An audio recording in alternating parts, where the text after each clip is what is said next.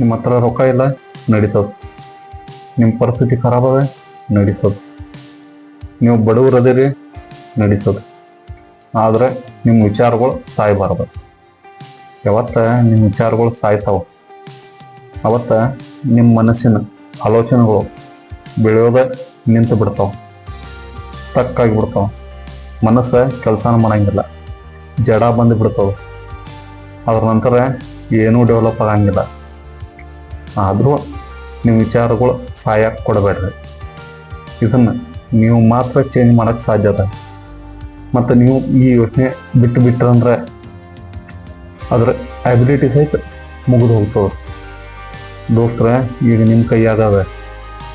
ನಿಮ್ಮ ಪರಿಸ್ಥಿತಿ ಚೇಂಜ್ ಮಾಡೋದು ಅದನ್ನೋ ಇರಲು ಮತ್ತೇನ್ರ ಚೇಂಜ್ ಮಾಡೋರಿದ್ರೆ ಈಗ ಸದ್ಯ ವಿಚಾರ ಮಾಡೋಕ್ಕೆ ಚಾಲೂ ಮಾಡ್ರಿ. ಉತ್ತರ ಸಿಗ್ತದೆ.